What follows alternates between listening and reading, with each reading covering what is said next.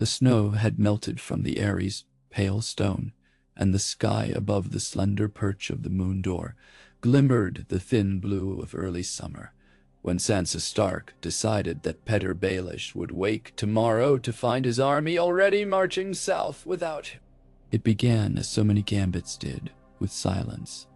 A promise spoken in neither words nor ink, carried instead in the sideways glances of steel-clad knights lingering too long at her side. In the hush that fell whenever she entered the training yard, and in the effortless way she now walked the galleries of that vertiginous castle, as though she possessed the castle's long memory. The secrets it had absorbed. She had dwelt among whispers for years.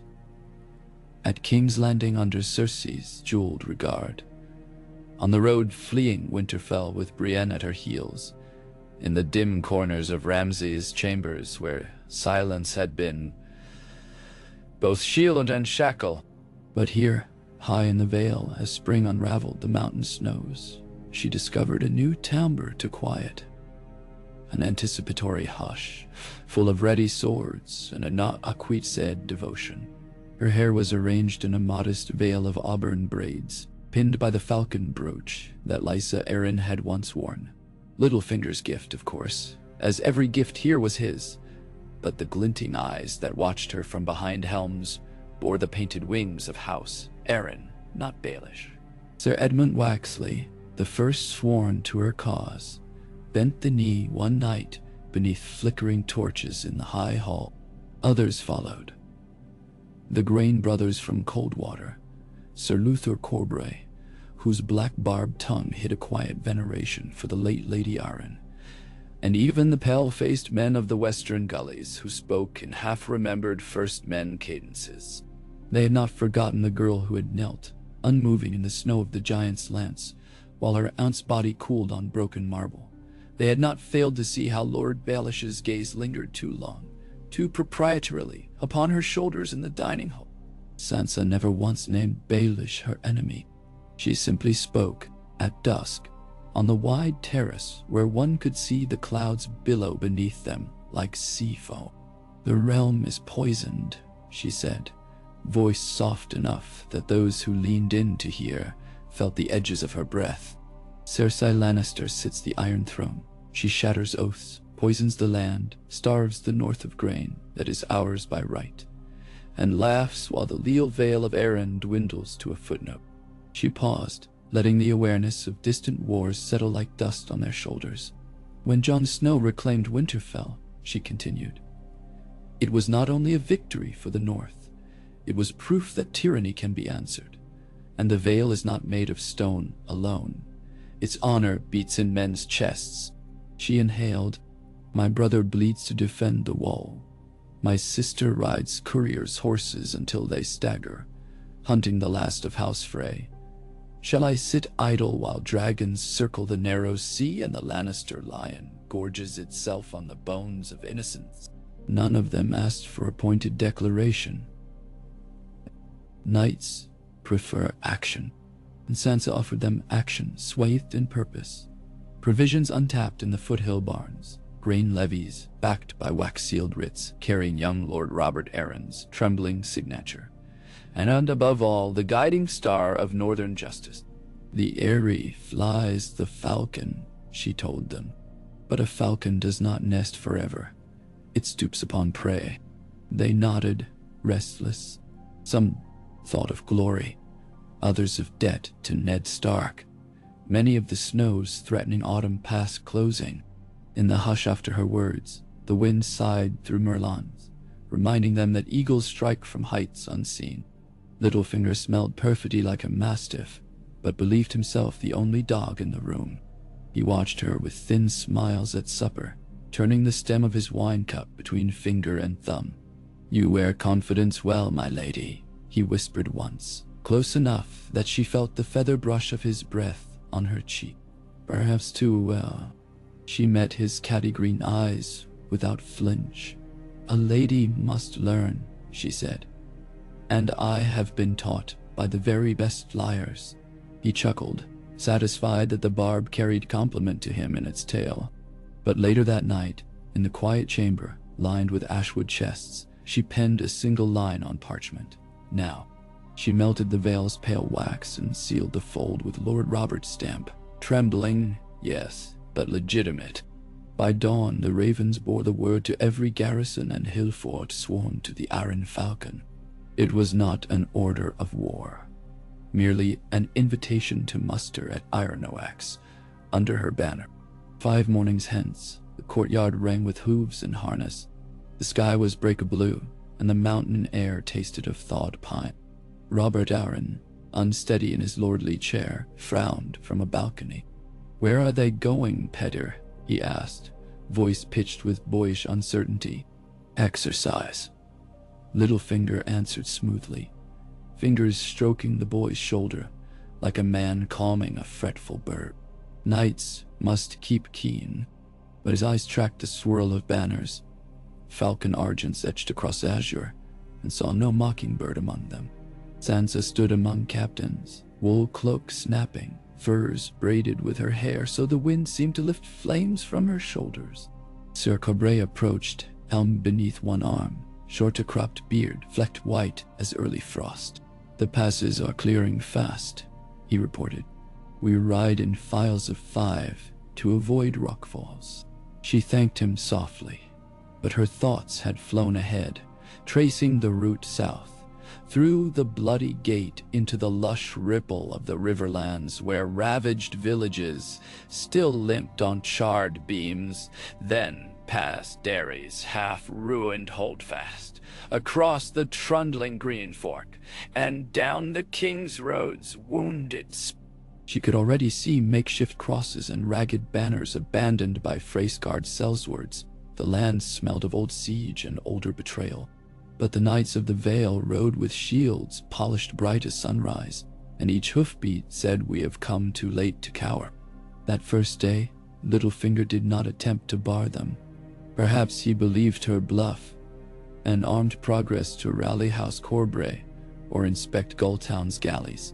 Yet when twilight bled scarlet over the mountain shoulders and the columns did not turn, he went to her solar, where the quills lay still and fires burned low. He found parchment on the escritoire, sealed not with Robert's sigil but the direwolf of Stark, pressed into crimson wax by some mold he never knew she possessed. The letter read, "I march to claim debts owed the North and the Vale alike. Avarice sits the throne, we ride for justice. Try to follow Lord Baelish, and you will find we have grown teeth." There is no signature. She needed none. 9,000 mounted men wound down the mountain road like a river of steel. Along their flanks flickered Campy followers' cook fires, bright as fox eyes where the brush met moonlight. They carried dried beef, river oats, northern heart tree saplings, tokens tied to spear hafts, and stories muttered against the rattling of tack. That Lady Sansa's blood-red stitching foretold storms, that her dreams ran thick with wolves prowling the godswood of King's Landing, that the mother herself bent low to shield her from daggers unseen. Some laughed, more crossed themselves. In the quiet between milestones, as ravens beat overhead, there was only the steady cadence of hoof and throat-cleared song. O'er mountain high and valley deep, the falcon flies where deerwolves creep to seize the crown from lions' keep, till debts are paid in blood. When they reached the bloody gate, Maester Coleman stood shivering behind his ledger, eyes flicking from banners to faces. "Lady Sansa," he ventured, "your lord husband should command." She reined in, gloved hand raised. "I have no husband," she corrected gently, "only duty." She signed the vellum he offered with a brisk sweep, "Sansa Stark of Winterfell," and spurred on, leaving the maester to puzzle how a lady could sign as such while draped in Arryn blue. Behind her, the road opened like a wound through the river valley. The first obstacle came swift, a ragtag host of sellswards scouring the ruins of Maidenpool for iron and grain. They barred the gatehouse, shabby shields painted with the flayed man of Bolton, old banners scavenged from bastards' boys who had fled Jon Snow's fury, hoping the sight would cow travelers. Bolton pink, stoked only memory. When Sansa's outriders approached, she rode at their head, cloak thrown back so they saw her face washed in ruddy dusk light. Recognition flickered. Fear followed. She spoke no challenge. She simply fixed them with patient, tidal eyes. The sellswords parted. Some spat and cursed, others dropped arms. She did not even turn in the saddle as they rode past. Yet later, when the last Vale cart cleared the far gate, Sir Edmund Waxley left a purse of silver for the widow who swept the market square, and her thanks followed them on the wind like prayer. They camped outside Duskendale upon a low ridge where tall grasses whispered of summer storms. From the highest tent pole, Sansa's direwolf banner snapped its silent snarl at the stars. She walked the perimeter alone beneath dim torchlight, listening to the plaintive creak of leather, the soft snores of pickets half dreaming of home. Her steps slowed near the cooking fire, where young squires diced for lentil loaves. One boy, brash, curls sticking damp to his brow, tilted his head. "Beg pardon, my lady," he blurted, "but rumor is we mean to take King's Landing itself." His friends elbowed him, but she halted, gazed steady, and knelt so their eyes were level. "Do you know the Red Keep?" she asked. He swallowed. "Seen it from afar. Tall as a mountain, all red stone and white banners." "Then you know it commands the river mouth. If we hold it, grain from the Reach cannot feed the Lannister host." Her voice was low but fervid, like embers coaxed to flame. "A siege is not bloodlust, sweetling. It is leverage. The common folk starve, already under Cersei's levies. We will end that." She rose, the torch casting gold across her braid. "Yeah, then sleep. You'll need strength to show those lions at the north and the Vale remember every slight." She left them wide-eyed, hearts drumming stories they would tell their children. A fortnight's march brought the spires of King's Landing into hazy view, their red roofs shimmering in heat haze above tide-brown waters. The air grew heavy with the smell of salt, tanneries, and human press, an odor half remembered from her girlhood, now curdled by recollection of barbed compliments and blood-slick cobbles. Sansa paused on a rise overlooking Blackwater Rush. The river glinted dull silver beneath afternoon sun, and seabirds wheeled overhead, shrieking their own martial cries. At her side sat Sir Luto Corbray, grave. "My lady," he murmured, "we are 8,000 spears, a handful of archers, and the element of surprise. The city's walls are thick, its garrison still strong, even after war." She did not shift her gaze. "Walls crumble when defenders doubt their queen," she answered. "And Cersei has bought loyalty with fear. Fear is brittle." She ordered no reckless assault. Instead, the army peeled east along narrow goat paths, circled low hills cloaked in scrub oak, and settled in the ruins of a burnt village once called Sow's Horn. From there, scouts darted like swallows, charting patrol routes, counting banners on watchtowers, listening in taverns where sellswords griped of delayed wage. Sansa requested the most intricate spycraft, not bribes or blades, but rumors. Whispers spread like dandelion down on a storm breeze. The Vale rides under the true-born daughter of Eddard Stark. Jon Snow marches south with wildling hosts. Daenerys Targaryen's dragons are broken on the Trident. Cersei has poisoned her own son to cling to power. Each tale wore enough veneer of plausibility to burrow into anxious minds. By the third night, candlelight in the flea-bottom windows flickered restless, and watchfires atop the city wall tripled, betraying more apprehension than preparedness. Meanwhile, Sansa petitioned houses disaffected with Cersei's rule.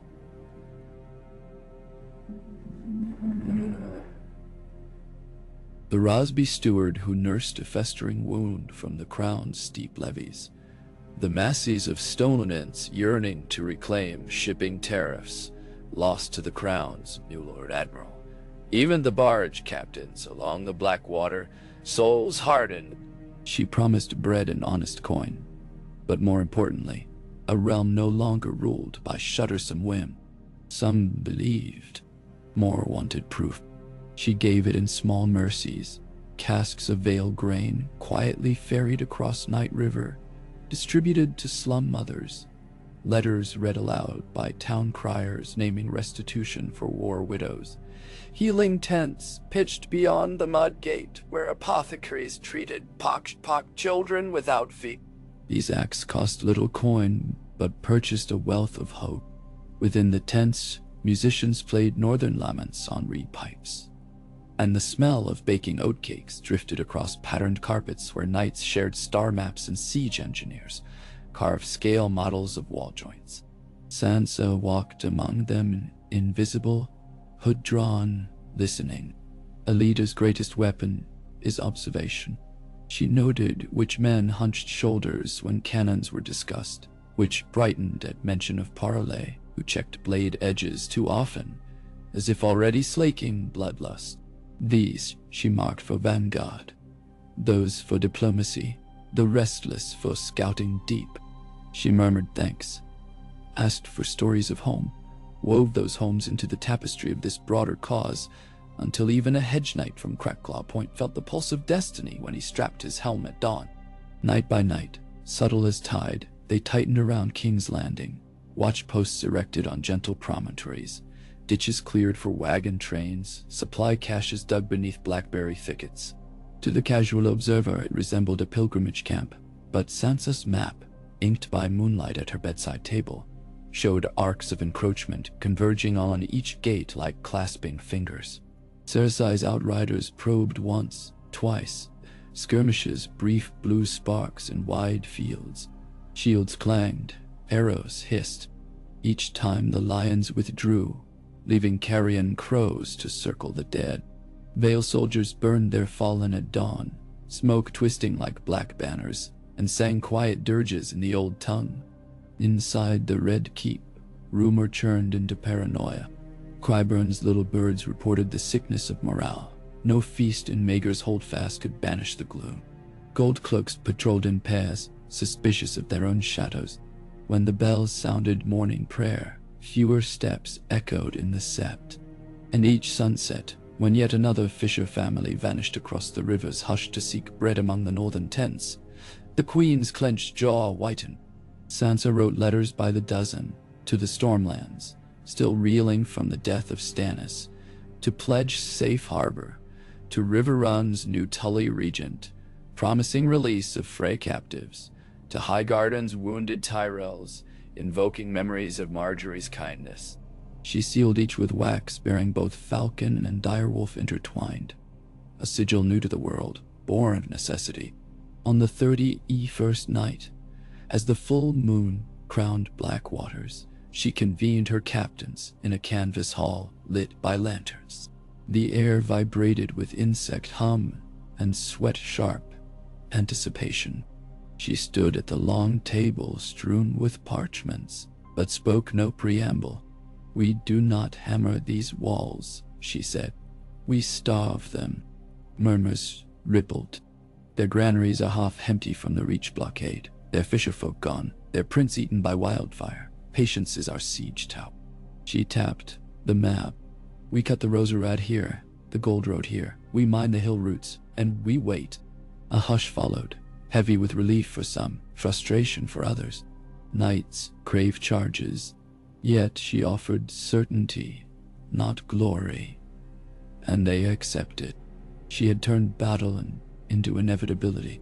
That same night, Littlefinger entered the siege lines under parley flag, silver tongue poised to coil around her plans. But Sansa met him flanked by Sir Corbray and Sir Waxley, their swords unsheathed and planted tip down in earth between them. Moonlight flickered off the steel like silent condemnation. "My lady," Baelish began soft, "you have orchestrated an impressive display. But power is a knife's edge, and edges cut the unwary." He gestured toward the Red Keep silhouette, glowing ember red. "Storm the city, and you risk dragonfire. Should the Targaryen girl arrive?" Starve it, and you become custodian of corpses. Better a quieter path. Let us whisper the lion off the throne. Sansa listened, eyes unreadable beneath her hood, then spoke as though reciting a remembered prayer. I once believed secrets could rule the world. They only darken it. She glanced at Corbray. Escort Lord Baelish beyond our lines. Return him to his horses. Baelish's smile flickered, but he bowed. Courtly, dangerous. Every victory owes me a debt, he murmured as he turned. She did not answer. Corbray's mailed hand closed on Baelish's arm, and together they vanished into the pale grass. Weeks passed in a hush of relentless small labors. Engineers dug glistening tunnels under the city wall. Fisherfolk wove nets to hinder smugglers. Ravens flew nightly north with updates to Jon Snow. Sansa slept little, dreamt often. Some mornings she woke with the taste of lemon cakes on her tongue. A memory of girlhood mirage, only to feel the cool kiss of war maps under her cheek. She whispered the names of the dead like beads on a rosary. Father, Mother, Robb, Rickon, Thee, Bran lost in green dreams. Arya wandering nameless roads. Each name was a stepping stone across roaring torrent. She trod them carefully, never looking down. At length, midsummer heat thickened the air, and the city's pulse slowed. No carts rattled through the gates at dawn. No market criers hawked oranges near Sept Beller's steps. Sansa's spies reported flour rationed to 1 loaf per family. Wells guarded by soldiers whose gaunt faces betrayed hunger. Queen Cersei's latest decree conscripted children of traitors. Traitor, meaning any man who had once cheered for Renly or Robb or Stannis, to dig new wildfire caches. Mothers wept. Curses rose against reed-stoned ramparts, and the gold-cloaks, drawn thin, struck with savage cudgels to keep order. Rumor claimed the High Septon performed miracles of sustenance inside the ruined sept, fresh bread from dust, wine from seawater. But beggars who went to seek blessing returned empty-handed, if they returned at all. In Sansa's war council, a hush greeted these reports. It begins, she said simply. No thrill animated her voice. Siga was cruelty drawn over months. Yet pity must never slacken resolve, she knew. Else cruelty would reign unanswerable.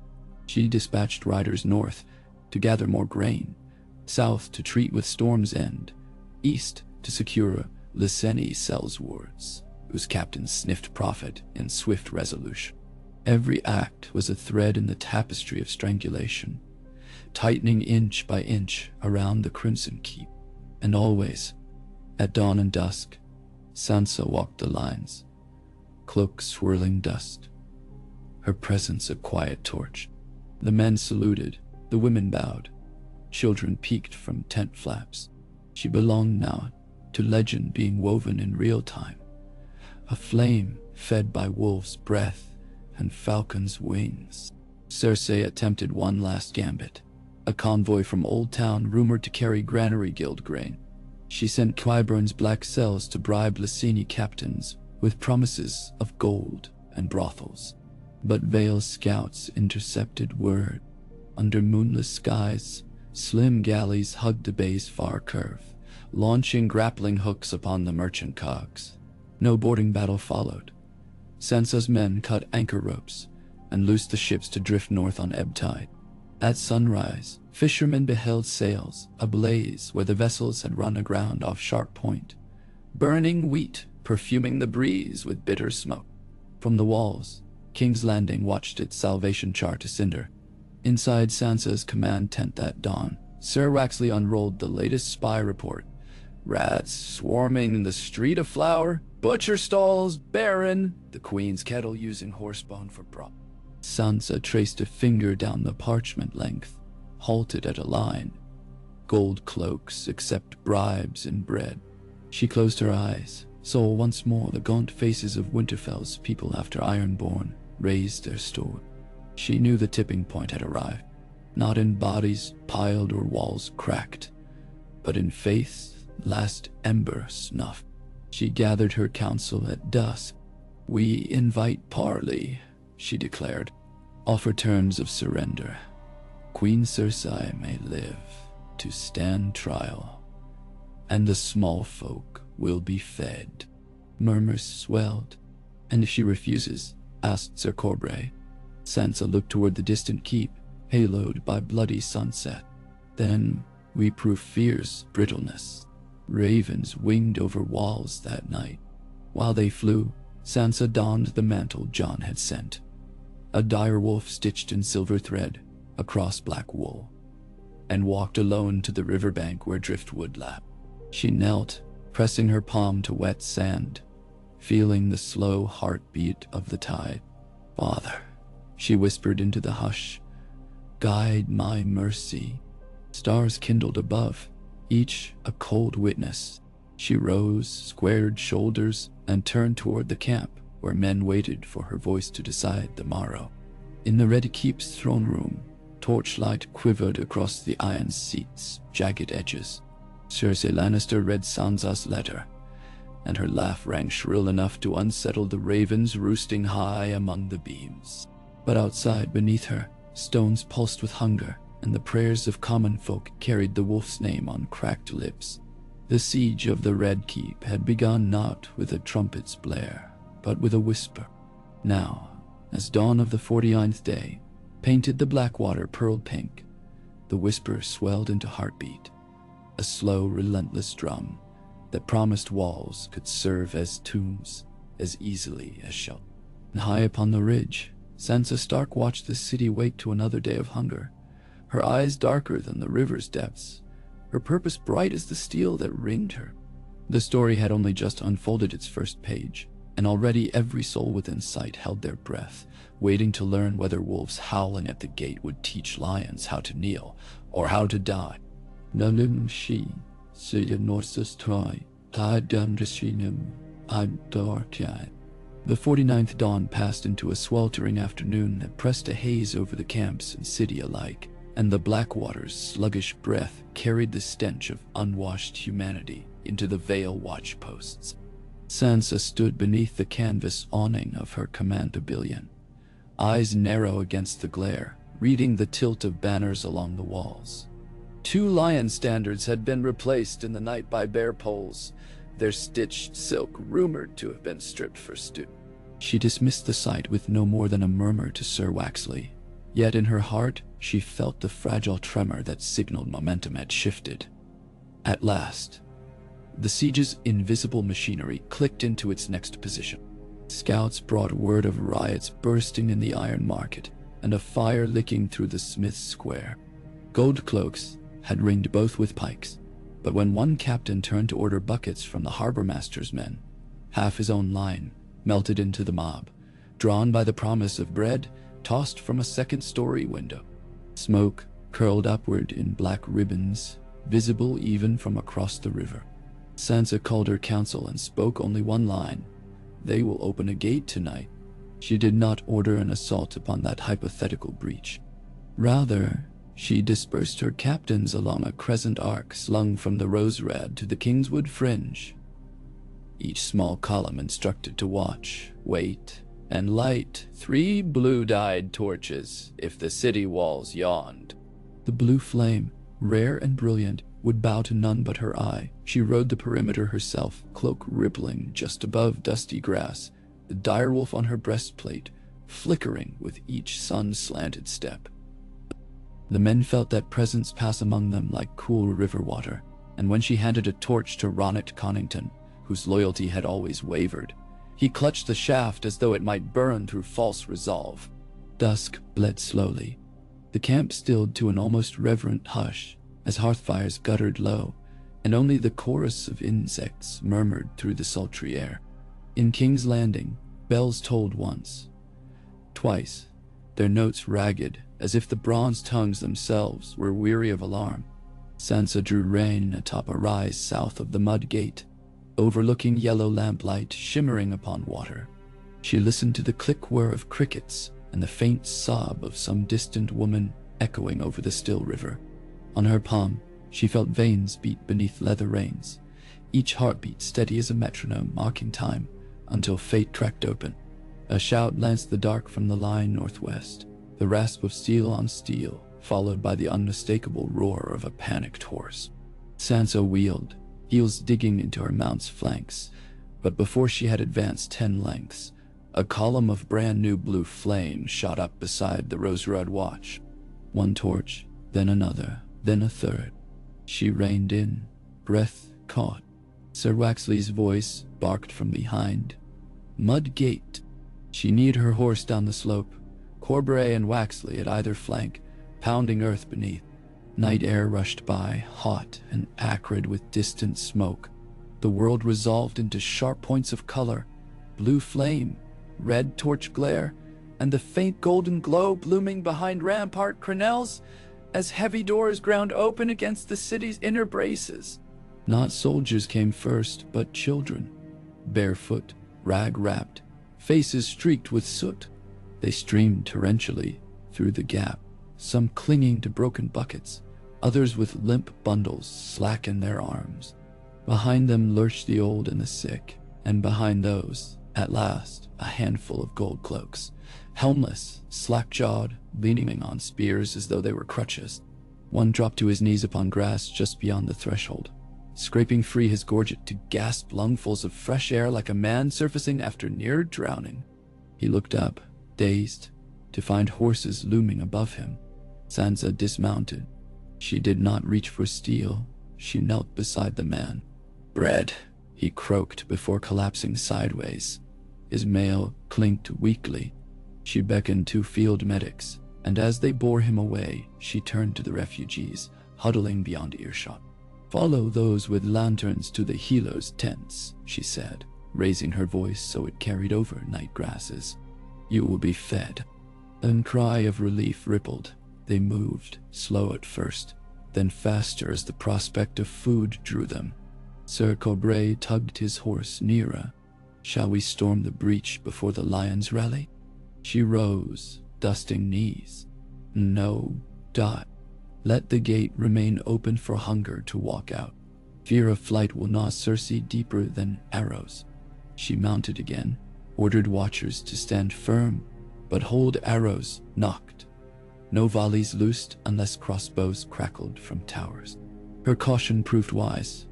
Not 20 minutes passed before a fresh detachment of gold cloaks marched to the gate, helmets locked, pikes bristling. They scowled at the refugees, but did not advance beyond the threshold. Seeing veil lines drawn a bowshot away, the captain, gaunt-cheeked, breastplate tarnished, met Sansa's gaze across the dark gulf, raised his sword in brief salute, then slammed the gate shut behind him. Iron echoed like a lid sliding atop a coffin. Dawn painted the river hazy pewter, and Sansa convened her council again beneath the command pavilion. Reports arrived swift. More torches along the Rose-Red as pockets of small folk fled. Markets empty of merchants by noon. A mutiny among Lannister crossbowmen on the western parapet. She looked to Maester Kendrick, thin-bearded and sharp-eyed, who traced these data points on parchment. "At this rate," he mused, "the city will devour itself within a fortnight, or surrender." Sir Waxley countered. His gaze sought Sansa. She nodded. "We tighten the noose, but leave a path for mercy," she said. "Every soul who slips out with empty hands weakens Cersei's hold. Encourage the exodus."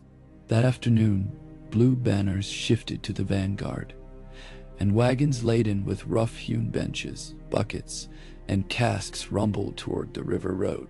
They set up way stations of watered small beer and hard oatcakes just beyond bowshot of the walls. Overhead hung a white flag daubed with the words "Bread, not lies." Refugees soon trickled, then streamed, guided by silent gestures of mounted outriders. Each who received rations found themselves gently steered deeper into the Vale encampment's humanitarian ring. There, scribes gathered names for future petitions of restitution, Healers salved wounds, and children were handed small wooden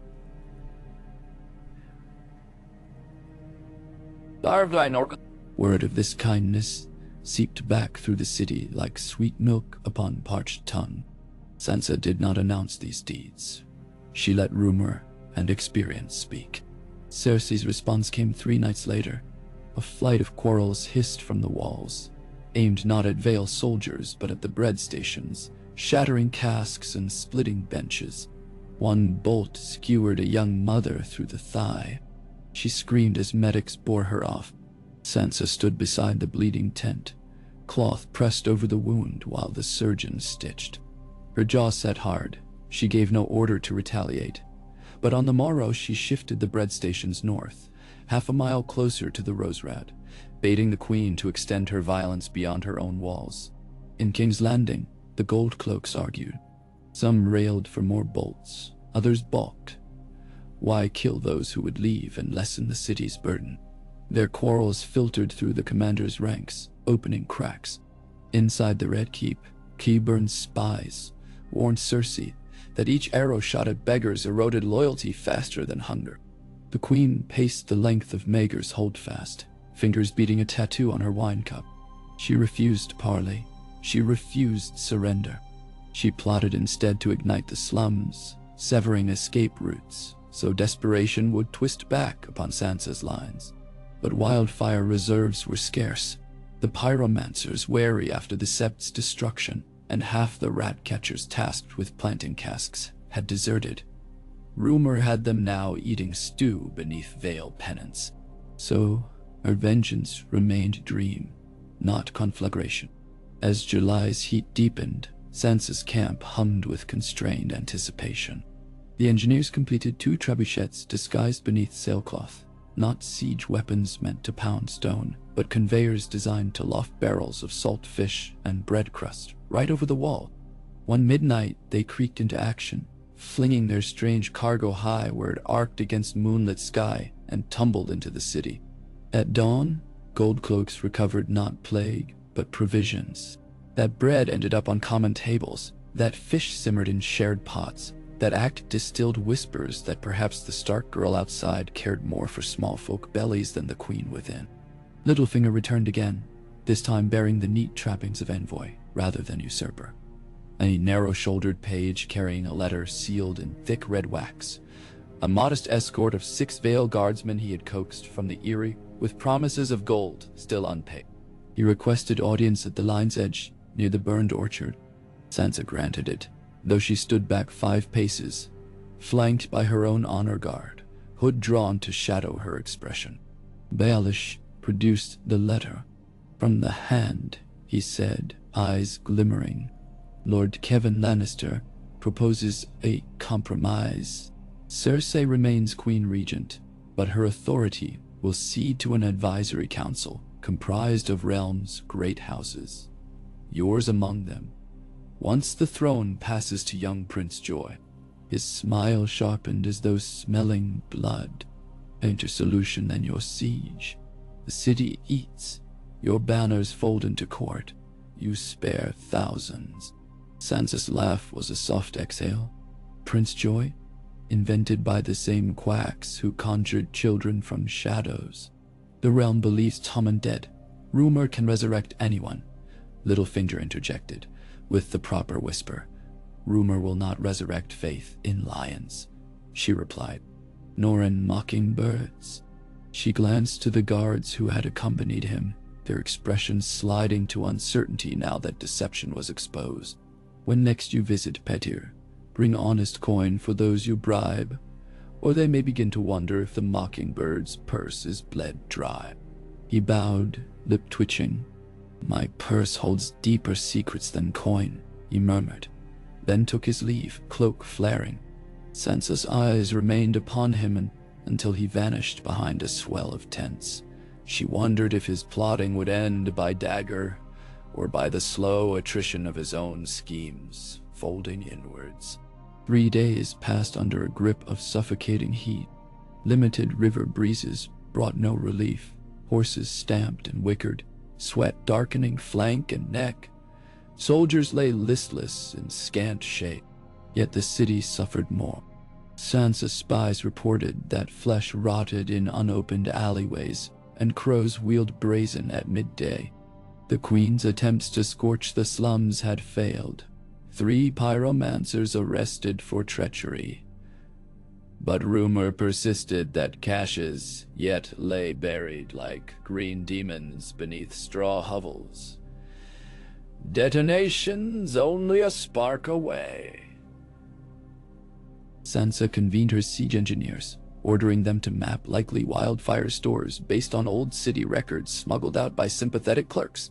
She prayed the caches would never ignite, but prudence demanded readiness. Trebuchet crews readied clay jars of river water and sand to smother embers should the air itself catch flame. On the 59th day, thunderclouds heaped over the horizon like roiling mountains.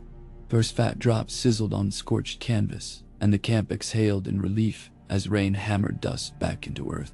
SANSA walked bareheaded through the downpour, hair clinging in auburn rivulets, face upturned. Some of the men would remember that sight for the rest of their lives. The stark girl who did not fear heaven's tears but drank them. Rainwater sluiced down King's Landing's gutters, flushing weeks of waste, flooding cellars, drowning rats. Cersei cursed the storm as another omen of doom. Meanwhile, Sansa's quartermasters filled every barrel and skin. In the lull that followed, fog rose ghost gray along the riverbanks, blanketing both armies in muffled quiet. Whispers traveled poorly in fog, so did arrows. Sansa seized that advantage to move her sappers under cover of swirling vapors toward the city's western sewer outlets. She had no wish to infest tunnels with soldiers, too many deadly traps, but she needed to locate their exits in case of wildfire seepage. 2 teams waded through knee-high filth and returned retching but triumphant, having found long-neglected culverts that might serve as pressure vents if green fire lit. Engineers set about boarding them with wet clay that would harden like mortar. Inside the city, small folk huddled around makeshift bread altars, nibbling on loaves still warm from ovens run illicitly on broken furniture. They spoke of angels beyond the walls and wolves who fed rather than devoured. Peddlers hawked carved dire wolves fetched from outside, and swore the figurines brought dreams where snow fell gently upon red leaves promising home. Each dream whittled another sliver from Cersei's dominion. Day 61 dawned with crisp clarity, storm cool. At first, Horn Sansa's lookouts reported movement on the western battlements. The lion banners were being lowered while white cloth readied on poles. Within the hour, Cerberus of the City Watch, draped in dingy gold cloak, rode out beneath flag of truce. He dismounted halfway between lines, careful where archers might mark him, and removed his helm to reveal drawn cheeks, cracked lips. Sansa approached on foot, armor stripped to mail shirt beneath a plain wool cloak that revealed no rank. Corbray and Waxley flanked her. She spoke first. "You seek parley?" Boros nodded, voice hoarse. "The people starve. The Queen will not yield. But the Watch bleeds loyalty, not madness." He swallowed. "We ask safe passage out for any cloak or small folk who will leave. In return, we will stand aside if, when you breach." His eyes flicked to the distant walls. "We will not raise arms for the lion. It was the most decisive fracture yet." Sansa considered. "Those who depart shall be fed and given water. They may camp beyond our lines until safe roads open north." She lowered her tone. "But know this, the Queen's pyromancers have hidden wildfire. If your cloaks withdraw and she lights the fuse, innocents die. Will you aid me to stop that?" Boros' shoulders sagged. "I will give you the vault maps," he whispered. "They were copied when King Tommen hid old stores. Few remain who can read them, but I can." "Bring them," she said. "Ernichtas." They clasped her wrists. Then, quietly, she added, "Tell your men they need fear no retribution. if they speak the truth when trials come. His eyes widened as if at unexpected mercy. He bowed and retreated to the city. That evening, as the sun bled red behind the hills, a small procession of gold cloaks, bearing heavy satchels, emerged. No crossbows shadowed them from parapet. Soon after, a trickle of townsfolk flooded, many wives and children of the watch. Veiled guards directed them to the humanitarian ring. Lanterns guided their steps. Sansa waited by the Roserad station, hand resting on the pommel of her sheathed dagger. When Boros returned, he carried a wax-sealed scroll case. "This is all," he said, passing it. "I will see the last of mine through the gates by dawn. After that, the walls are empty save for Queen's Knights and Keyburn's brutes, and the wildfire." He tapped the case. 6 main loci. "I have marked tunnels." She thanked him. "The realm will remember your choice." "The realm remembers nothing," he said wearily, "unless chroniclers survive. Protect them." He bowed and was gone. Sansa unrolled the vellum inside her pavilion. The map showed the city as a maze of colored lines. Violet for main streets, red for cache tunnels, green bursts marking suspected casks. The greatest cluster lay beneath the Red Keep itself. Others under the Guild Hall of the Alchemists, the Dragon Pit ruins, and 2 points along Flea Bottom. She summoned her engineering captains, who pored over the chart until candle wax dripped down to their knuckles unnoticed. They drafted countermeasures, sandbag lines across probable vent shafts, water wagons stationed at every approach, and cut teams ready with long iron hooks wrapped in wet hides to haul volatile casks up if accessible. The plan required exquisite timing. Sansa granted them authority to act as soon as Gold Cloak evacuation finished. That night she wrote to Jon at Winterfell, recounting the turning tide, yet her quill paused often, mindful that victory could still sour in a single spark. She sealed the parchment with direwolf wax and sent 3 ravens to ensure at least one reached him. Then she walked alone beneath the starlight to the bread station, now stacked high with fresh-baked rounds flown down from Gulltown bakers eager to shuttle aid. She traced a finger across a loaf's crust, felt warmth radiate. She closed her eyes, seeing her mother's hands kneading dough in Winterfell's kitchens, the scent of cinnamon and clove drifting through snow-cold corridors. She remembered being Sansa the Dreamer, believing songs could save them all. Songs had not, but steel tempered by compassion might. Morning claimed the world in a hush. A plume of smoke rose from within the city, not from battle but from burning ledgers as gold cloaks covered their retreat. By midday, the mud gate opened again, disgorging a steady stream of cloaks stripped of heraldry. Their departure signaled to commoners that the walls no longer belonged to their tormentors.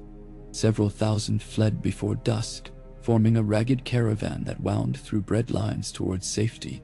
With every empty belly that crossed out, Cersei's empire shrank.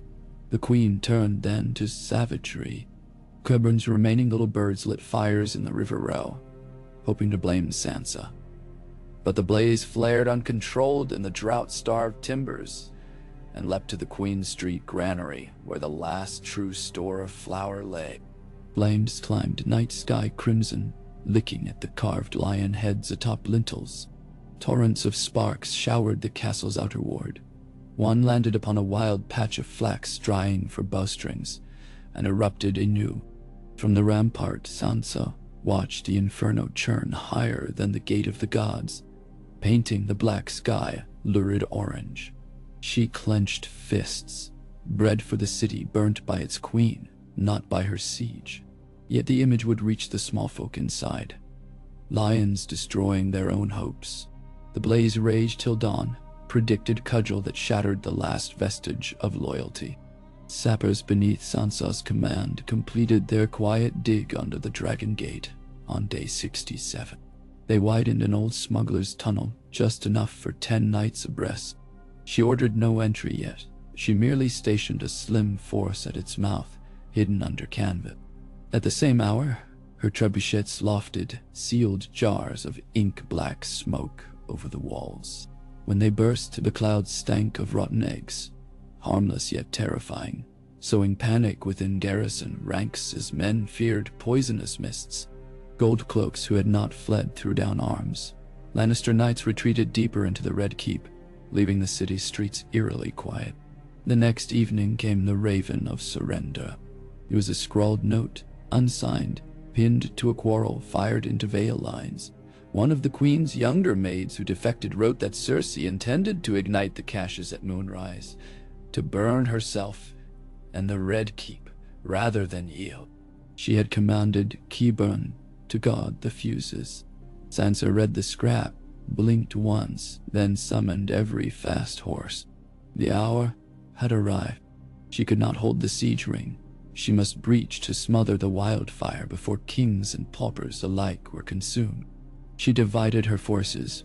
Corbray would lead 300 knights through the smugglers' tunnel to secure the hill of Rhaenys Sept.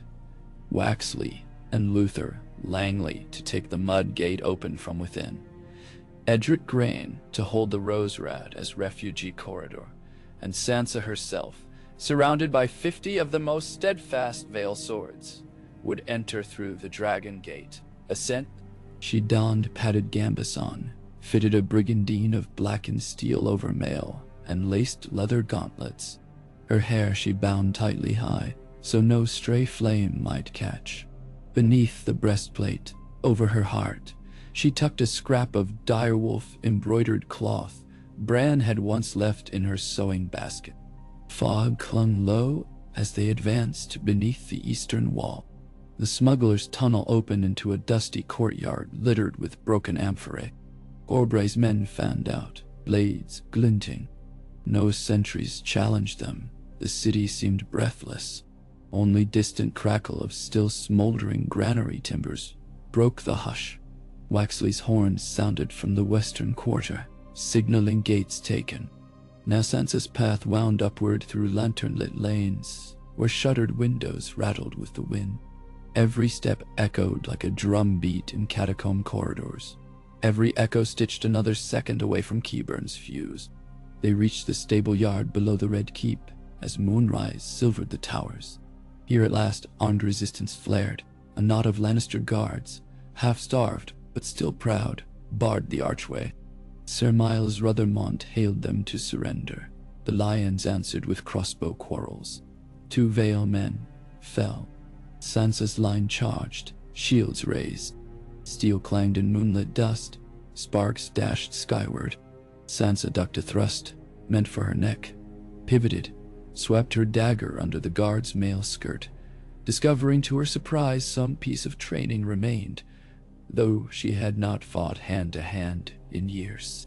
The guard dropped gurgling. Corbray's longsword, Lady Forlorn, sang through the rest. In moments resistance crumbled, 5 surrendered. Sansa ordered them bound and set beneath watch. Then she turned to the cellar ramp. Down stone steps she plunged, the chill of the earth rising to meet them. Torches guttered feebly, casting green-tinged shadows. Sulfur fumes thickened the air. They passed racks of sealed clay jars bearing the 8-pointed star of the alchemists, gilded half-rubbed away, and each jar's wet glaze seemed to pulse with slow light. At the corridor's end stood a heavy oak door cross-braced with bronze. Sansa gestured. 2 men hefted axes. 2 more slipped iron pins into hasps to reduce vibration. 1 misstrike could end them. A single measured swing split the hinge. A second shattered it. The door groaned open. Inside sprawled Qyburn's sanctum. A vaulted hall lined with tables of bubbling glass serpentines and cauldrons where wildfire brewed toxic emerald. In the center, as the maid's note foretold, a series of rope fuses twined like parasites toward large casks bound by iron hoops. Qyburn himself, robed in night black, looked up from a tinderbox. His thin smile bled contempt. "Little dove," he said, "do you fancy feathers burnt or plucked?" Sansa stepped forward, blade low. "Extinguish those fuses, then stand down." He shook his head, eyes mad bright. Do you know why wildfire is green? Because it drinks men's envy of dragons. I will give the city a dragon's pyre. He struck flint. The spark leapt but died. Damp had seeped. He cursed, struck again. Sir Miles lunged yet. The old maester darted aside with serpent quickness, tossed the tinder box into a brazier. Flame roared. A tongue-licked fuse rope. Time contracted. SANSA snatched the pitcher of brine from a workbench and hurled. Salt water splashed the rope, sizzling out the flame inches from its destination. Gibbern shrieked. A veiled bowman loosed arrow, pinning his robe to table. He howled as SANSA crossed the floor and smashed the brazier over, dousing red coals in sand. Bind him, she ordered, heart hammering like war drums. They lashed his wrists. He spat curses about undead giants and the immortal queen. SANSA ignored him. She examined each cask. None yet breached. One slow breath, another. She exhaled. The wildfire dream had been smothered. Above, horns signaled. Corbray's forces had taken the hill. Waxley controlled Flea Bottom. She sent 2 runners, one to hold these cellars and flood all braziers, the other to hoist her banner atop the Red Keep once ramparts were secured. She herself took Keyburn prisoner, hauling him up the stairs into night air, now thrumming with victory cries. Lanterns blazed along walls where the dire wolf and falcon standard blossomed. Small folk peeked from doorways, some cheering, others merely stunned.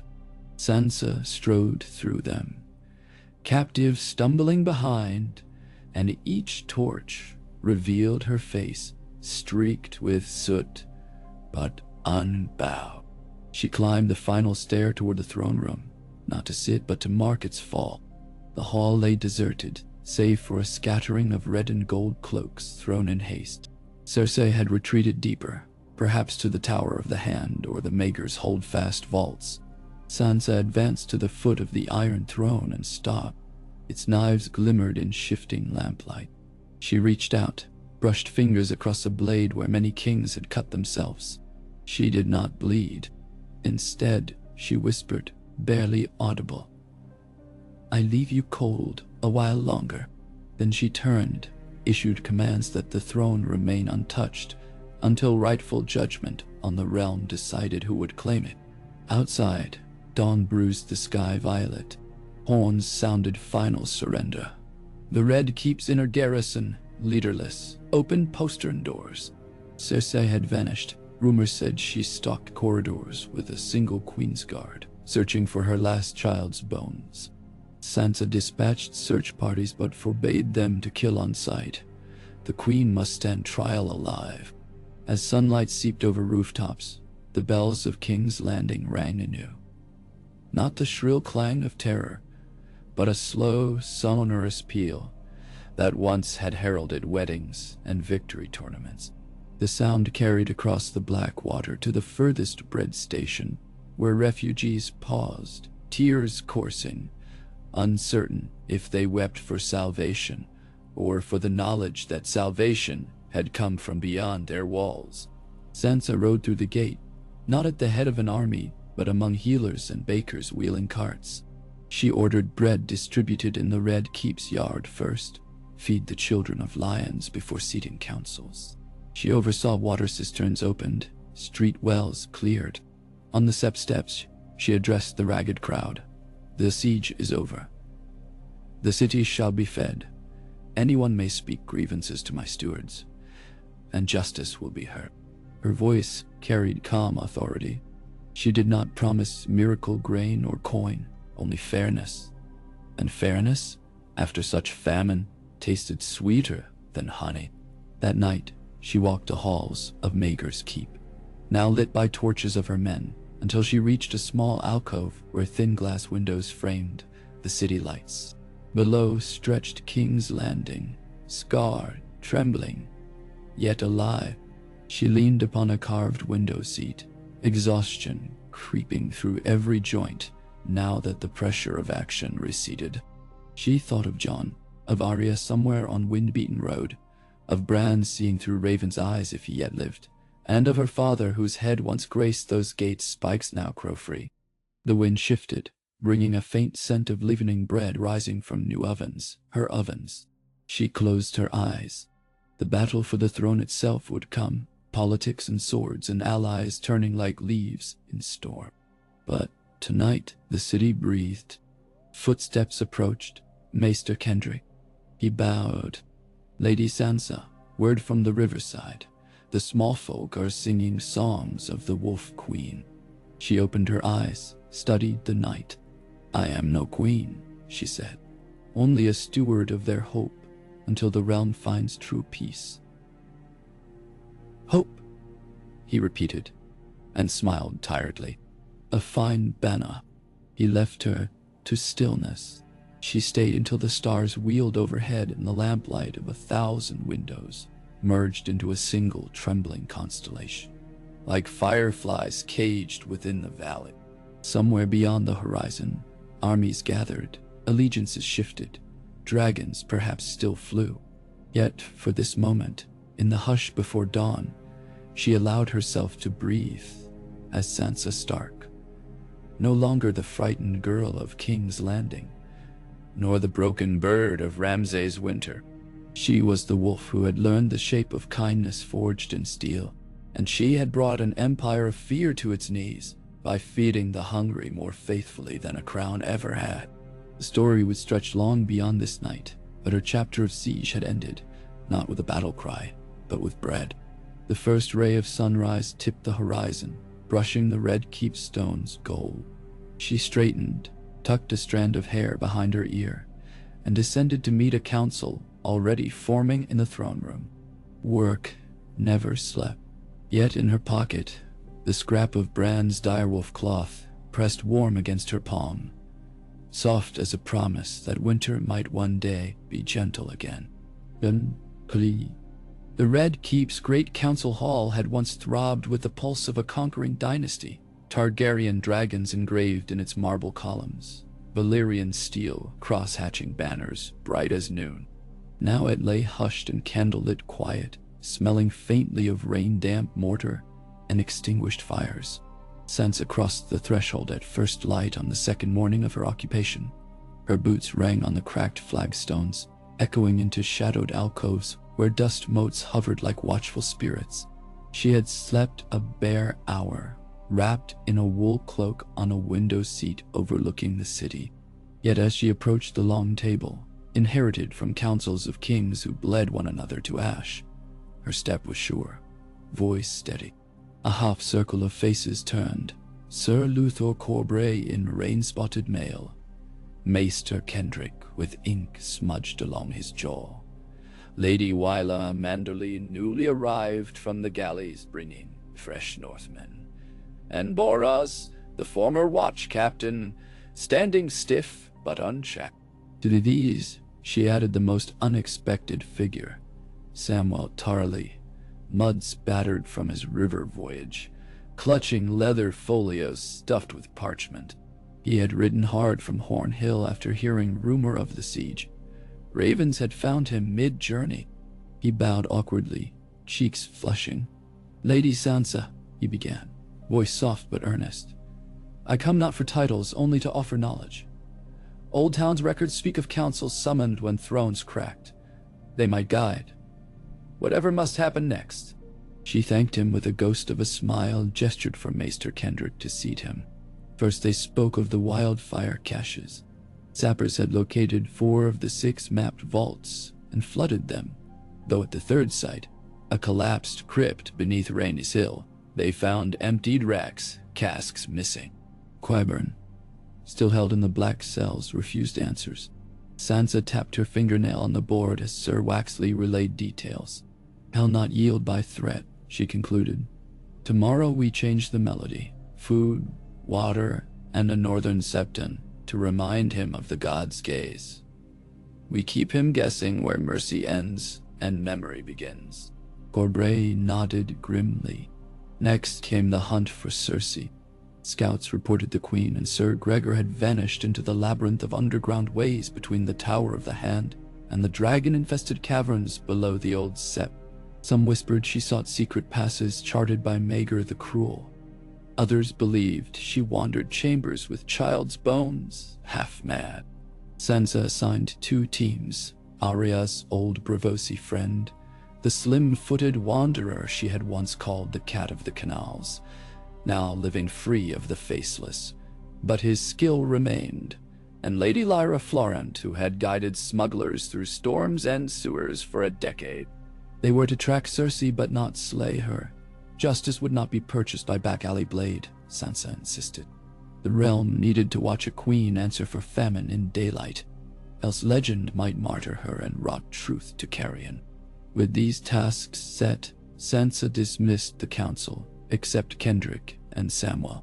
She poured watered wine, hands steady despite her fatigue, and unfolded a vellum Sam offered, a copy of Aegon, the Conqueror's decree establishing the Great Council precedent of 101. The meeting that had installed visories over Rhaenys. Sam's finger traced lines. When rightful succession blurred, the High Lords convened to consent to new order. Your current situation. His gaze darted around at cracked columns. Make similar remedy wise. The North will follow you, but Dorne, the Reach fractured, and Daenerys Targaryen, he trailed off.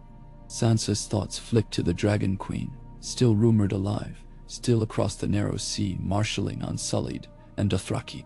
Ice slithered her spine. If Daenerys lands, she said, voice low, flames will follow. I recall King's Landing once aflame.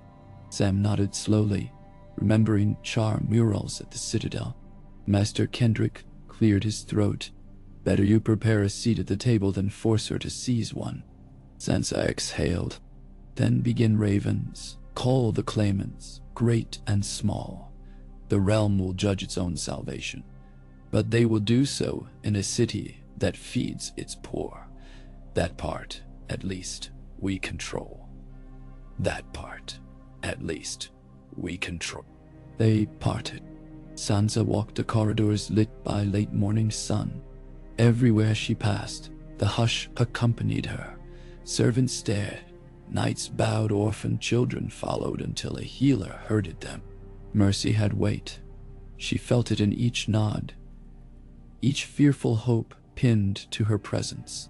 Down spiral stairs she descended into the dungeons where the air chilled like a winter barrow. Gibern awaited in manacles, pale eyes glittering. She approached the bars, folded arms. I've brought you stew, she said. A jailer thrust a bowl through the slot. Gibern sniffed. Poisons, carrots, leeks, barley. At her nod, the jailer locked the slot. She spoke through iron. You have buried casks, lost to your maps. Silence. You know I will scour every vault, yet each hour we search is an hour for sparks, spite or accident. Tell me. Qyburn sipped. What will you pay? She watched him eat a spoonful. A fair trial, she answered. He laughed. Only the dead know justice. Then make confession before reaching them. His spoon paused. He weighed gambits, found none. He slurped another mouthful. Some cash as I moved beyond city walls, under a hillside crypt by the Roserad. A little insurance if foes besieged. Perhaps your sappers should dig there, not here. She studied his face. How many? Enough to paint the horizon green, he whispered, almost reverently. She turned to the Jowler. Tomorrow at dawn, we march spades to that crypt. Gibran called after her. When the dragons come, girl, you'll beg for my fire. She did not turn. Above, a bustle in the courtyard drew her. Cluster of ragged men, river lords bearing blackfish sigils, arrived, swords peace-bonded, but faces grim, representing Edmure Tully freed from Frey dungeons when Barrack's outlaws toppled the twins. They offered bread and fealty in return for restoration of Riverland's trade. She accepted, promising roads would open within a fortnight. That evening, pausing at the window seat where she'd slept, She watched supply carts creak through the mudgate, gold cloaks now wearing blue armbands pass grain to bakers. Beyond, the black water shimmered rose gold. The siege had bled into stewardship. War's second act, not swords but ledgers. Night fell. Torches along the ramparts glowed, and Sansa made her way to the small council chamber, repurposed as war room. She expected quiet, found voices raised. Corbray and Manderley argued over whether Northmen could police Flea Bottom without sparking riots. As she stepped in, the debate died. She listened, 2 breaths, and spoke. "We'll pair 1 Northman with 1 gold cloak on every patrol, under a Riverlands sergeant.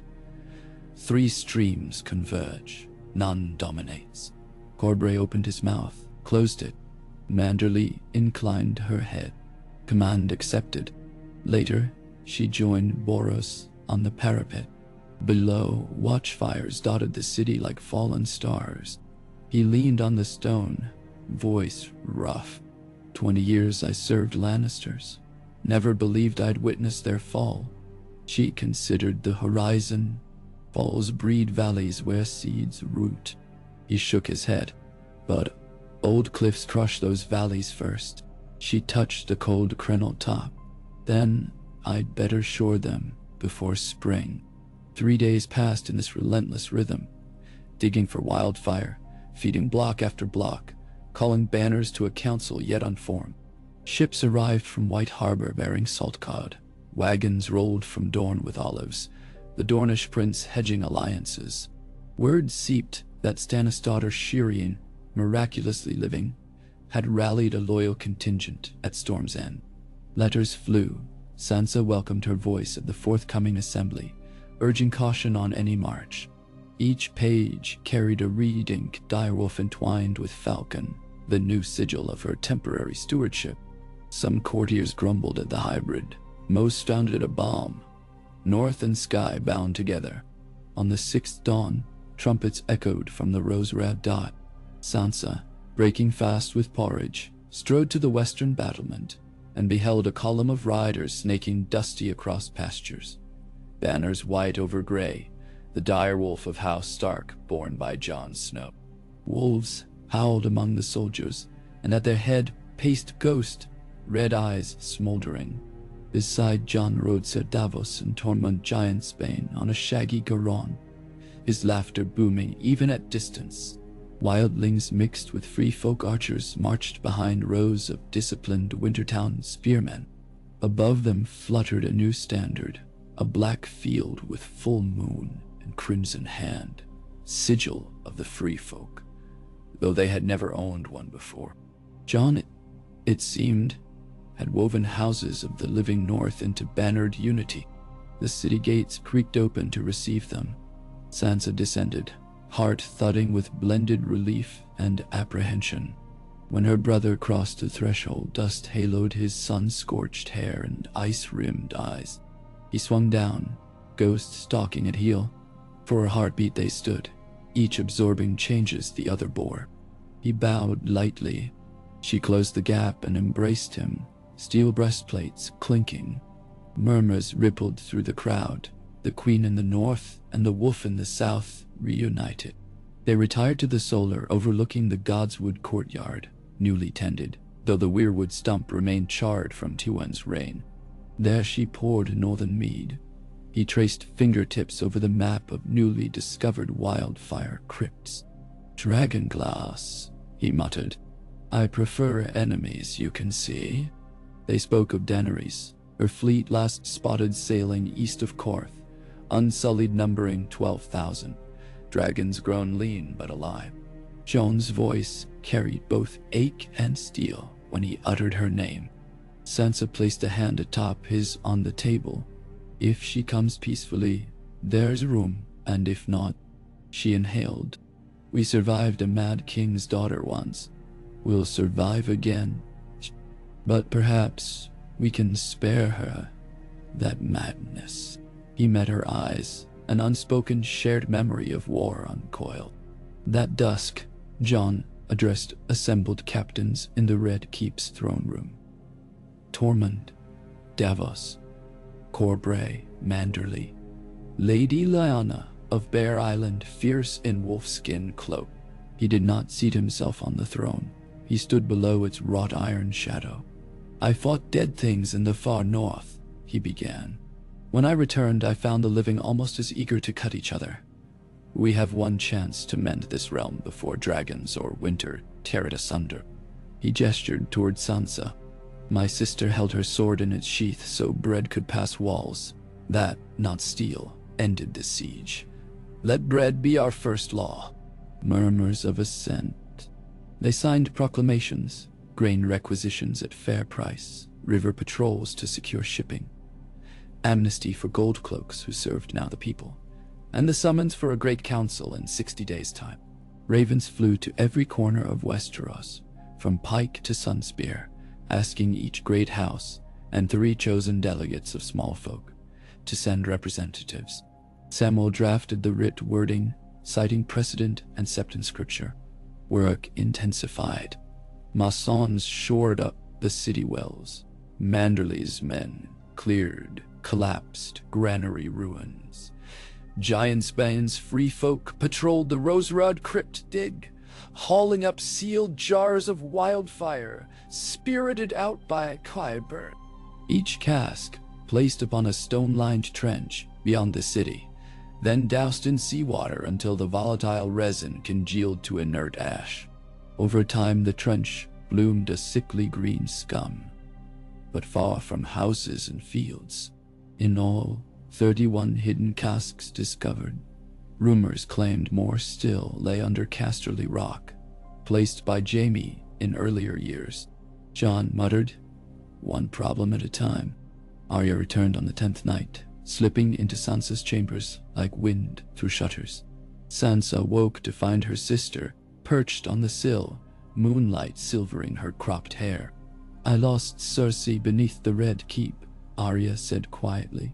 "Tunnels fork, some dead-ended. I followed Prince until they vanished at a false floor, dropping into black water." Sansa sat up, braid unraveling. "Then she may have drowned." Arya shook her head. The prince reappeared beyond, lighter, one boot missing. Sir Gregor's deeper prince stopped halfway, blood smear trailing. "I think he went under." Sansa held her gaze. "And Cersei, still breathing, alone, with a dagger now, maybe 2. She's hunted, not yet cornered." Sansa nodded. "Exhale. Keep the search, but no killing." Arya's eyes narrowed. "You mean to parade her before lords, justice, visceral proof," Sansa murmured. Arya slid from the sill. "You'd better catch her quick. Ghosts find cracks." She vanished out the door. 2 weeks later, the Great Council's first envoys arrived. Prince Trystane Martell representing Dorne, limping still from arrow wound. Brienne of Tarth carrying Shireen Baratheon's seal. Lord Tyrion Lannister returned from Pentos, where he'd sought the last of his family to beg forgiveness. Davos greeted Tyrion warily, but accepted his vow of fealty to the council. Sansa observed the dwarf as he bowed deeply, his once sardonic gaze now weathered by exile. "I come as witness," he said, "not claimant. Let the lion stand trial in the light." She inclined her head, offering quarters under guard for his own safety. Within the city, life regained jittery rhythm. Market stalls reopened. Street singers wove new ballads of a wolf queen who fed the poor. Children kicked stuffed pig bladders along cobbled lanes, laughter like bells. Yet tension simmered. Merchants whispered of iron-borne ships prowling the sunset sea again. Fishermen claimed a red comet streaked horizon, omen of fire. Sansa stored these rumors in the lattice of her mind, weaving patterns of threat and promise. On the 28th night, after sieg's end, alarms clanged from the Blackwater Bay towers. Sails silhouettes on the moonlit water. Black ships emblazoned with kraken.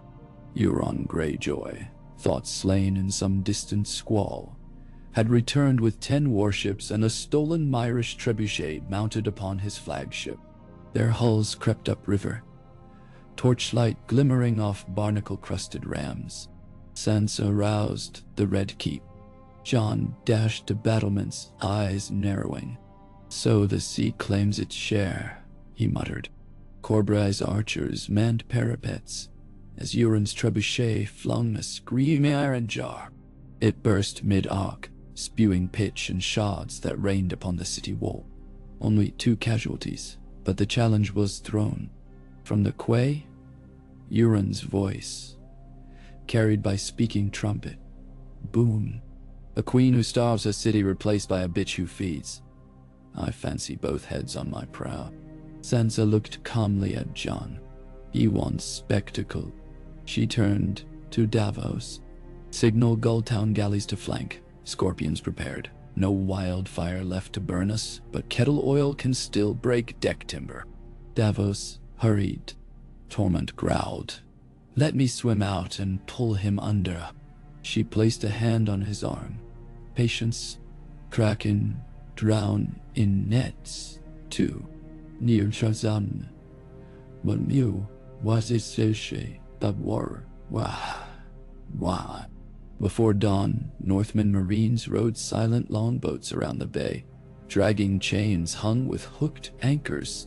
At first light, as Euron's ships advanced for another volley, the chains tightened. A web beneath the surface, snaring rudder posts. 2 hulls lurched, tilting as oars snapped. On the walls, Scorpions loosed iron bolts. One pierced the trebuchet frame, splintering it in shriek of wood. Euron cursed, ordered retreat, only to find anchors fixed in mud. Firepots of pitch soared from city catapults, bursting like new suns among his deckhands. Flames danced upon brine. Sailors screamed as burning tar clung. 2 ships ran aground. Another capsized. Euron's own flagship, the Silence, broke free by hacking free its rudders, twisting along the tide. But as it pivoted, a shadow fell. One of Daenerys' dragons? No. Ghost had leapt from quay, red eyes blazing, landing upon the prow's figurehead. Sailors recoiled. The direwolf's howl split morning hush, startling gulls skyward. In the distraction, a scorpion bolt streaked, punching into the mast. The Silence limped seaward, crimson dawn lightening its flight. Euron's laughter echoed, defiant even as he fled, head yet unclaimed. When calm returned, Sansa surveyed blazing wrecks dotting the bay. Flames danced on water but soon fizzled. She exhaled. One more storm passed, Jon murmured, and one more debt owed. The Kraken will strike again. Let him. Her gaze swept, rising sun. We mend nets faster than he can tear them. By midsummer the city's pulse thrummed steady. The great council date drew near. Envoys camped in mansions stripped of Lannister finery, guarded by mixed patrols. In the Red Keep's throne room, carpenters erected tiered benches for delegates. The sprawl of swords behind the Iron Throne, covered by a tapestry of interlaced direwolf and falcon to neutralize the crown's menace. Jon scowled at that symbol. A throne clothed in cloth still looks a trap. Sansa studied the jagged silhouette. Then we'll see if the realm dares sit. But another matter pressed before the council. Cersei. Weeks of search had yielded only discarded slipper, bloodstains, rum bottles. Arya reported glimpsing a pale figure slipping into the old dragon hatchery, but lost the trail when tunnel collapsed behind. Rumor flourished. She'd sailed to Braavos disguised as Septa. She'd slit her wrists in the black cells. She'd become a beggar shimmering with lies, each unconfirmed. On the eve of the council, as torches flickered across courtyard, Bran Stark arrived. Not on horseback, but borne in a carved elm litter drawn by silent stable hands from the north. The boy, now more tree than child, gazed unblinking at towers. When Sansa knelt by his litter, Bran's voice came like wind through leaves. The queen still wanders shadows. I have watched her footsteps. Tomorrow, she will emerge to kill the child of her enemy. Sansa chilled. Whose child? Bran's pupils dilated black. Yours, he whispered. She swallowed, shaken. I have no child. Bran's lips twitched, almost a smile. Paths shift, he said. She hunts what you might bear. Hope. Sansa exhaled. Guide me. Bran nodded once. Then his eyes clouded white, vision elsewhere. Night deepened. Sansa roamed corridors, unease stirring. In the nursery corridor, unused since Tommen's reign, she found flickering lamplight. She entered. The cradle sat empty. Beside it, a figure in travel-stained gown hunched, blade raised. Cersei pivoted, eyes sunken but blazing gold. Little bird, she crooned hoarsely. You wear my castle. Do you know how many babes died for that chair? Knife flashed. Sansa stepped back, drawing small dagger. Their blades met with metallic kiss. Cersei laughed, feral. You will never rule them. They need lions or dragons, not wolves. Stroke after stroke, Sansa deflected. Years of Brienne's tutelage rasped through muscle memory. She sidestepped, parried, twisted Cersei's wrist. The knife clattered. Cersei lunged claws. Sansa caught, spun, forced the queen to her knees. Footsteps pounded. Arya, Jon, guards.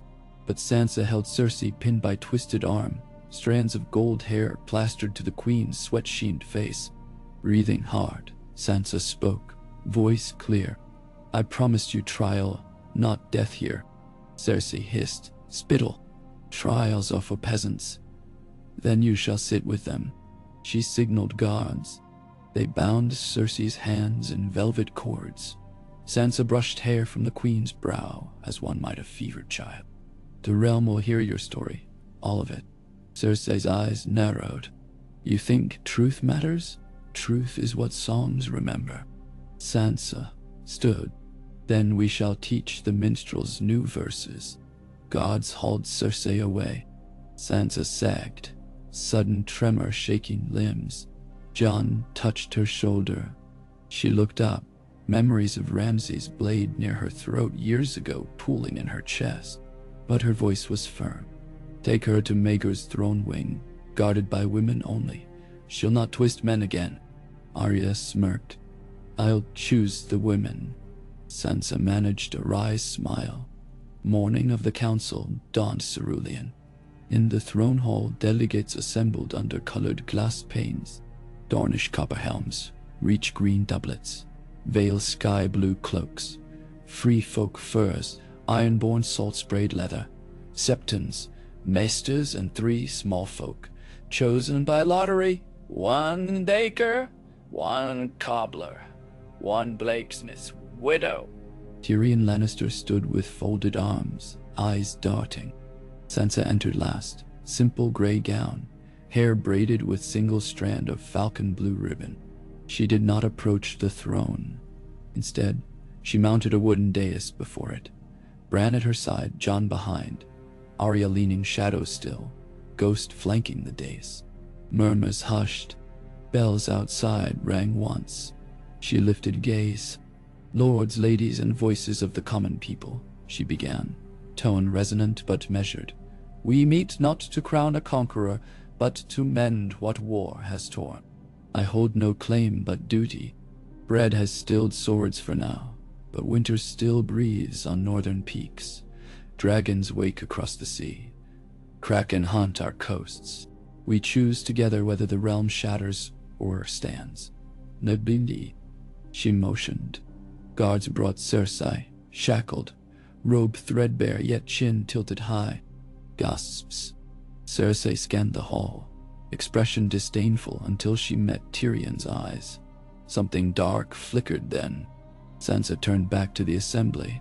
This woman, once your queen, starved her city, plotted wildfire, murdered the faith.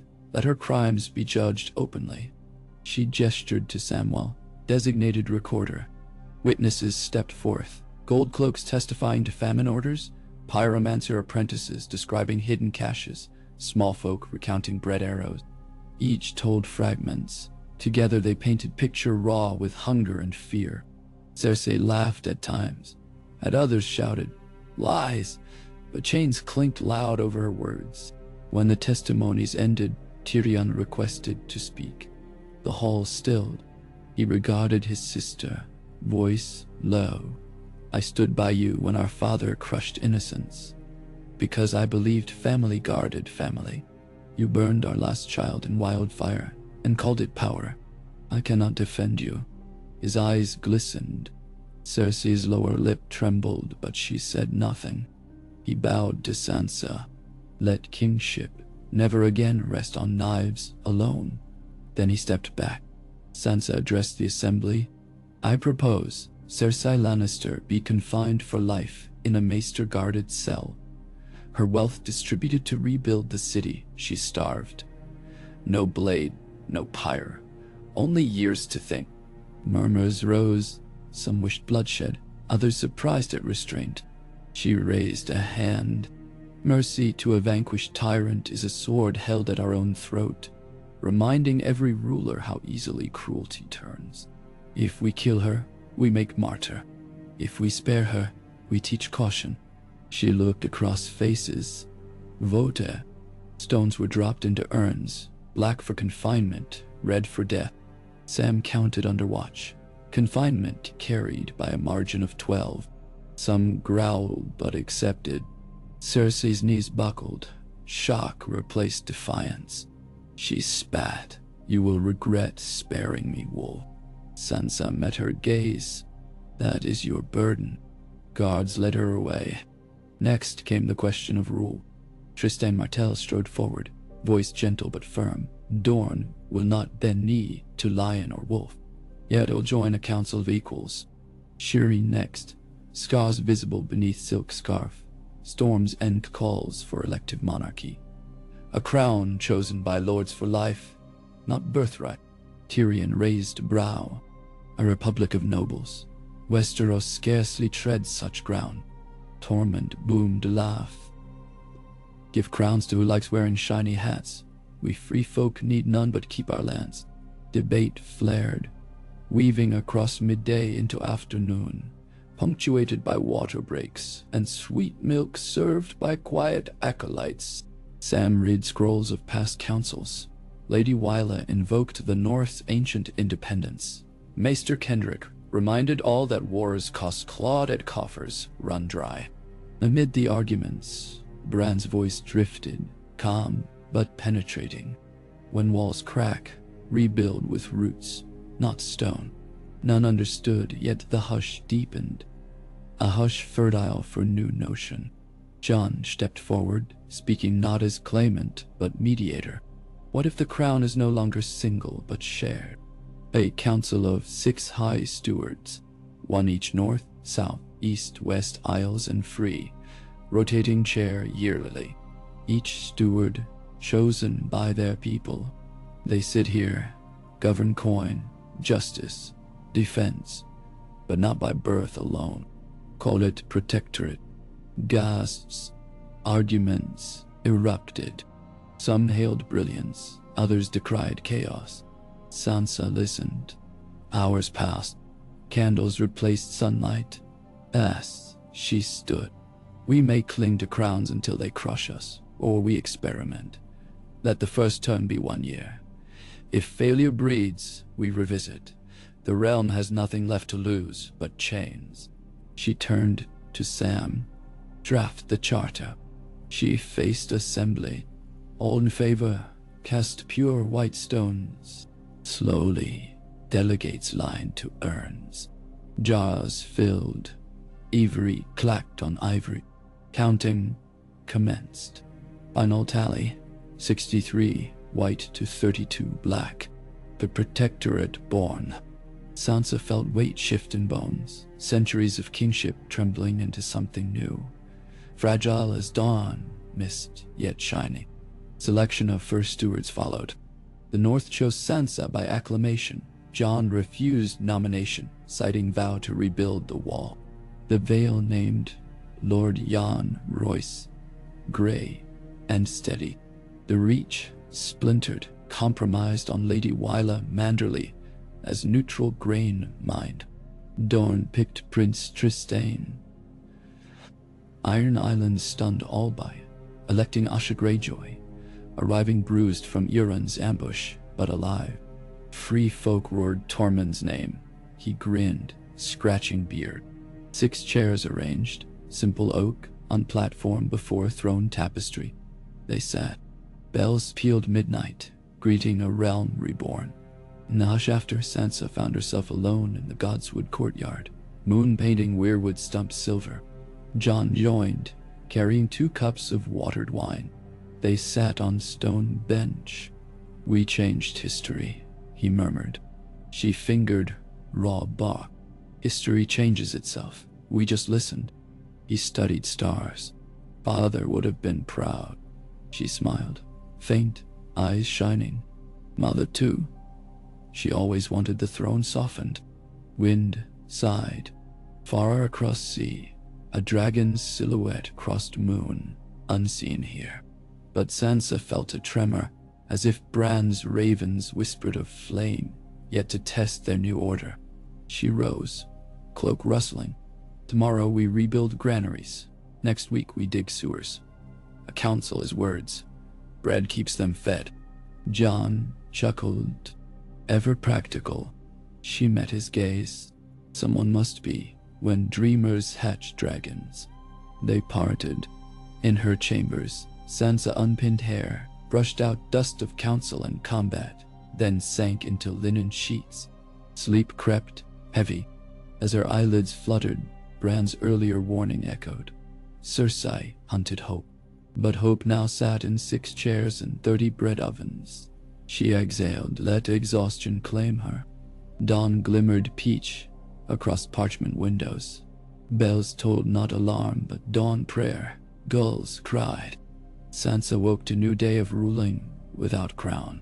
She dressed in simple riding leathers. Inspection of breadlines awaited. At threshold she paused, gaze falling on a folded cloth left on table. Bran's direwolf scrap, edges stitched now with falcon wings by unseen hands. Beneath, a single white pebble from council urn, a reminder of choice. She tucked both in her belt pouch, stepped into corridor alive with carpenters, pages, song.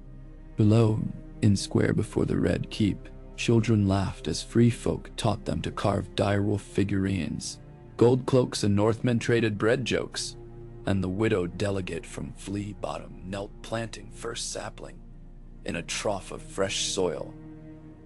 The city's heartwood seedling gift of the godswood of Winterfell. Sansa watched, heart swelling quiet. Her siege had begun with whisper. No throne under her. Yet she guided lines joining wolf and falcon, fire and bread, winter and brass sunrise. And those shadows of dragons and kraken loomed. She walked toward them with open eyes, knowing the realm's new chorus would never again be sung by lions alone.